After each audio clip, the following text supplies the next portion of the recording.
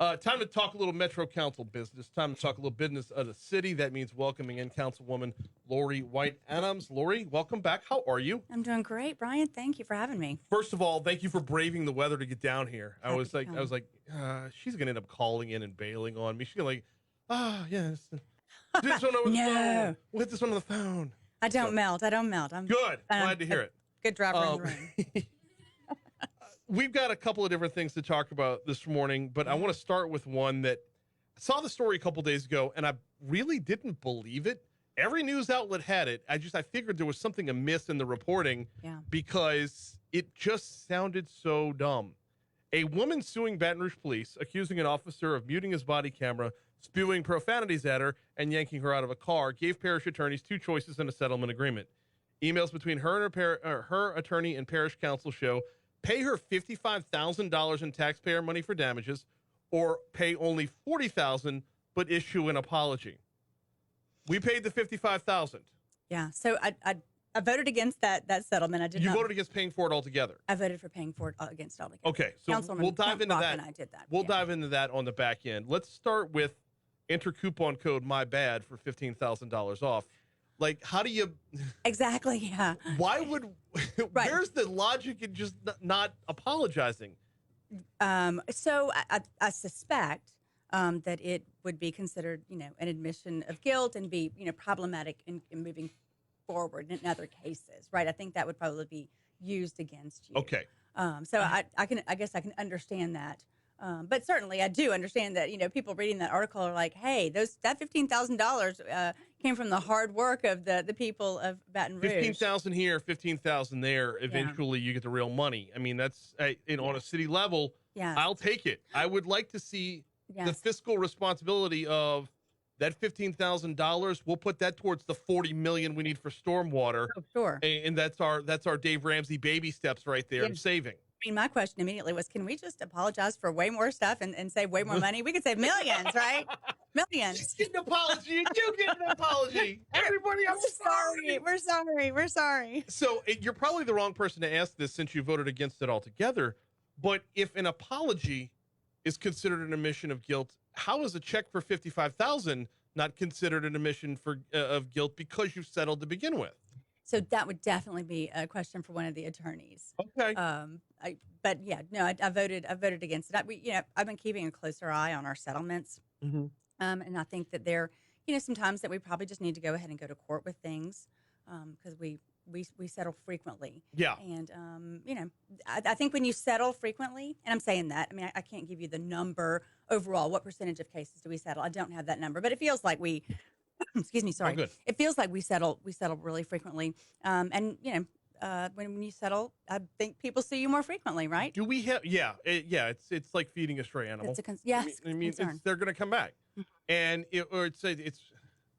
that's such a bad analogy. So is you don't negotiate with terrorists, right? Because it convinces them to do it. Well, if all you have to do is sue the city or accuse the city of something, hey, you're going to get a check.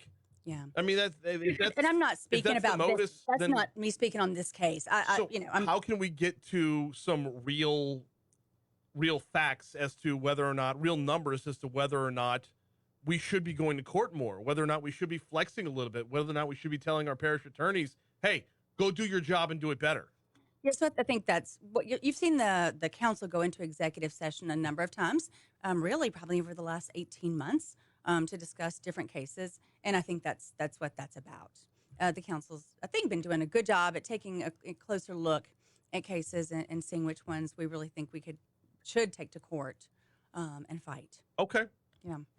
The numbers on that though, it just as a taxpayer, as a bystander, as someone on the sideline, absolutely. There is a part, and granted, this is I could be very wrong in this. Who am I to tell it? Well, that's also the problem.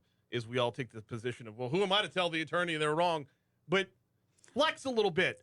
Sure. That's right. Absolutely. Can't disagree. But I do understand people in Baton Rouge. I mean, they're, every dollar is hard earned and needs to be spent as efficiently and effectively as possible. Absolutely. Councilwoman Laurie White Adams is our guest. There was a basketball coach. I can't remember if it was Red Auerbach or somebody, but his coach, it was Bill Walton's coach, not at college. That was Wooden, but in the NBA. Walton was getting clobbered under the boards. And his coach told him, throw an elbow on national television and you'll never have to do it again. Wow. I've always taken that approach in life as well. Metro Council, the parish attorneys, throw an elbow. Okay, I like that. I like that energy, Brian. Thank you for that. I'm going to borrow that. Have at it. I'll look up to make sure you get the right coach, the right attribution there. But you throw an elbow on national television, people are going to stop beating you up on the boards. Same thing as here. People will stop beating you up with settlements, hopefully. But absolutely, I don't know if that's going to translate. Hey, we're going to get around to stormwater advisory in a little bit. Sure. But last week, the biggest headline, it seemed, of the week was about you wanting to clean up balloons and put an end to the balloon releases. First of all, how did it go? So it's just been introduced. It'll be heard before the council this next week, and getting lots of feedback, as you might imagine. Of course, the initial feedback I thought was really interesting because we just had those drag racing stunt incidences over the weekend, and so people are like, "Why are you writing about this when we've got all this going on?" And just want people to know your Metro Council people do multiple things every day. You would be shocked at all the things we deal with in a day. There's never a meeting where there's one item on the agenda. It's that y'all don't get together and say, okay, what's the biggest thing we're facing today? Yes. There are pages upon pages of items. Most of them are probably less important than the balloon thing. Oh, sure. But at the same time, though, when you have the pictures and you have the images and you have every news outlet in town reporting that Laurie White Adams wants to put a stop to the balloon releases. Right. Everybody just rolls their eyes. And to tell you, Brian, I really, kind of what I sensed was, I think our news reporters they're tired of reporting on shootings. They're tired of reporting on, things that are happening on the street. And it was a change of pace for them. This is like, oh my goodness, this is something different. No. Don't bail the reporters out. Don't. I think what they see and hear constantly is pretty difficult on them as well. Give me the genesis behind this idea, though. Sure. So, litter comes in lots of different forms. It affects lots of different people. So, the litter that affects us as a city is the litter that makes our city, look bad or feel unkempt. Then we have litter that affects our drainage system, clogs our drainage system. And then we have smaller pieces of litter that affect our wildlife. Okay. And so that's what we're talking about. We're talking about here. Really, almost from the time I took office, I've had a local veterinarian and then some litter groups reaching out about this with concern, of course, for the litter continuum, what's in it, but also the effect on wildlife. And since I've sponsored this item, I've heard from a number of people who have these in their pasture. They pull these out of their cattle's mouth. Right. They see the impact on birds, on fish. It is a thing. We don't see it every day in Baton Rouge, but it is a problem. We also don't know if what they're finding came from here. Sure. Okay. Yeah, sure. Elementary school, we did this thing where everybody would tie a note to a helium balloon, you let every list of balloons go, and then whoever's got a return note from the farthest away was the winner, right? I want to say the farthest away from us was like St. Louis, Missouri, all the way back to Mandeville, Louisiana. Wow. I know. That's amazing. I know.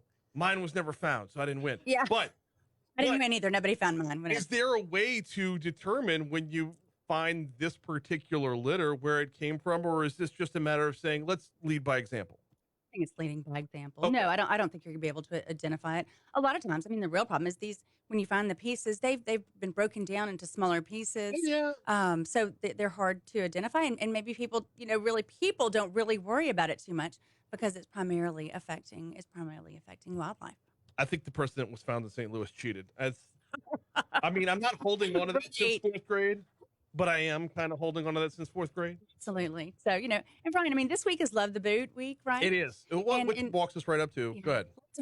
Lots of ways to love the boot, and certainly taking care of our wildlife is one of the ways that we love the boot. Yeah, and there is a definite intentionality. There is a definite increased amount of attention being paid to litter these days. Yeah, I don't know when it really ramped up.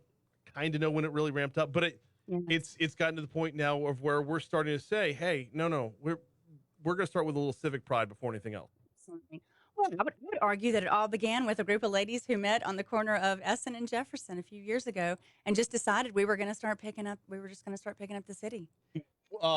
and I feel like it's exploded. Other Fair people, enough. lots of Fair people enough. took I mean, notice. talking Lots of about people Jennifer joined. Richardson and Keep Time to Sure, Sound Beautiful for sure. absolutely. I was out Clean there with them Pelican that does their day. stuff too, and there's probably Absolutely. another dozen other groups that are out I there. think it's exciting to see people leading. So do I. So do I. Yeah. But it's also a constant reminder of all the other problems that caused that in the first place, though. When you see Jennifer post on Facebook Hmm. a picture of a bucket full of syringes, Yeah.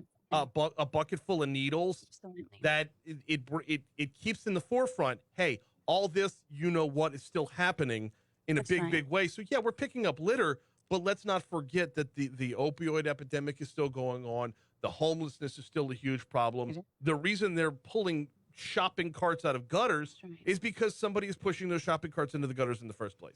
That's right, Brian. We have a lot of significant issues that we're facing here in Baton Rouge, but people are facing them all over the country. I mean, Yeah. we're we feel it acutely here because this is our community and we love this community. And some of the people on the streets addicted to drugs are our friends and neighbors. Were our friends and neighbors. Now they're on the street or their children Or yeah, of our friends and and have neighbors. just become disconnected to society. We're Absolutely. we're It's running long, heartbreaking. we're going to run long by 2 minutes because I want to ask about what's the latest with Stormwater Advisory Committee and where we're at. Have we found $40 million yet? We have not found $40 million. I don't think we've even started looking for $40 million. I tell you where you can get 15 grand. Yeah, that's right. Just say you're sorry, Yeah, and there'll be 15 grand that we can spend on stormwater. So we had our first stormwater advisory committee meeting, a great educational session for everyone on the committee. There's a lot to dig into, a lot to understand about water quantity and water quality. And so I think you'll see us next week start to address a plan that has some bones and some flesh to it. Give me a timeline of when this is going to start to really come to reality as far as knowing what our tax burden is going to be on the back end. Right. I'm putting full faith and trust in saying y'all are going to find money on the front end before we go through again what we went through last year with that Right. debacle. Absolutely. But when are we going to start to get a better feel for the how much that's going to be involved? We probably, the best guess, a month or two. Okay. I mean, sooner fair. rather than later. I think by Yeah. midsummer, Mm-hmm. everybody will know kind of what's on the table. Okay. What the administration is proposing, and then be able to have a good community conversation about it. Yeah. Which I think we need. Absolutely. I think that's again, Absolutely. transparency is going to be key.